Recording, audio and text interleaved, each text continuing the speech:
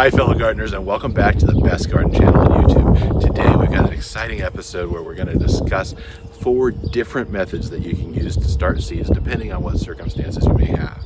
This will include a great method if you're starting right now in February when you know that there's going to be some freezes coming.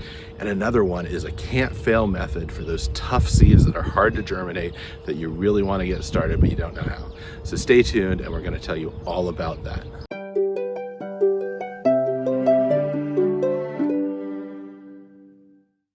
Our first seed starting method is probably the one you're most familiar with. It's starting in a seed tray. This is the gold standard for a reason. It's built for efficiency. If you're looking to grow a lot of plants in a small space, professional seed starting trays are your best friend. They come in various cell sizes from 72 or more tiny cells up to larger 6-packs. Why it works. The main advantage here is organization and drainage. Most trays are designed to sit in a bottom reservoir, allowing you to bottom water. This keeps the soil moist without disturbing the delicate seeds on top or encouraging fungus gnats. Don't just dump dry soil in. Pre-moisten your seed starting mix until it feels like a wrung-out sponge. Then pack it firmly into the cells. Once your seeds are in, use the humidity dome that usually comes with these trays. It creates a mini greenhouse effect that jumpstarts germination. Just remember to remove that dome the second you see green sprouts to prevent damping off. And if you prefer not to use a humidity dome, don't. Just make sure you're keeping it watered, and you can even use a little spray bottle to moisten the top.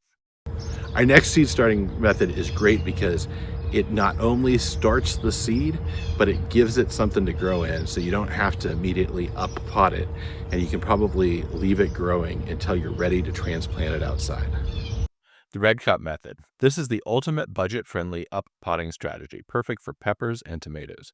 Instead of buying expensive large pots, we're using standard 16-ounce plastic cups. Tomatoes and peppers have deep root systems and often need to stay indoors longer than the other plants.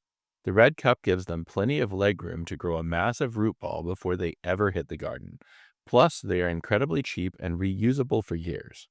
The biggest mistake people make here is forgetting drainage. You must melt or cut holes in the bottom. I like to take a stack of 5 cups and use a heated screwdriver or a drill to pop holes in the bottom all at once. To save on soil, you can start the cup only half full and backfill with soil as the plant grows taller. This is especially great for leggy tomatoes because they'll grow extra roots all along the buried stem. Our next seed starting method is perfect for winter.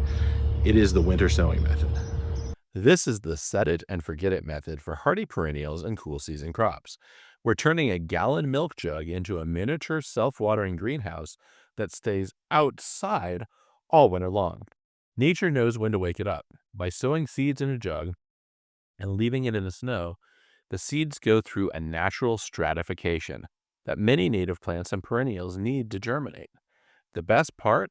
No grow lights, no hardening off, and no taking up space on your kitchen counter. I particularly like to do this for onion seeds because the lighting is so important for their ultimate bulbing. This way you don't even have to mess with it. How to do it right? Just cut your jug in half horizontally, but leave a small hinge by the handle. Put plenty of drainage holes in the bottom, fill with 3 to 4 inches of potting mix, sow your seeds, and tape the jug back together with duct tape. Leave the cap off. That's your chimney for ventilation and how rain or snow gets in to water your plants. When spring hits, you'll have the toughest seedlings you've ever grown. Our final seed starting method is the one that you really must use if you just have to start those seeds and you don't know if you're going to be able to do so, or if you've struggled in the past starting a particular type of seed. That is the Ziplock bag method.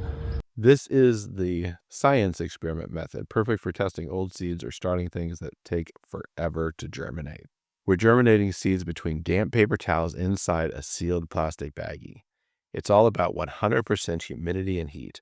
Because you can see the seeds, you aren't guessing if they've sprouted under the soil. This is a massive space saver. You can start 500 seeds in a single drawer. It's also the fastest way to sprout stubborn seeds like hot peppers or parsley. You basically dampen a paper towel, lay your seeds out, and fold it over. Slide it into the baggie and blow a little puff of air in before sealing it to create a CO2 bubble. Place it somewhere warm like the top of the fridge. Check it daily. As soon as you see a tiny white tail emerge, you need to carefully move it into a pot with soil. Use tweezers so you don't snap that delicate new root.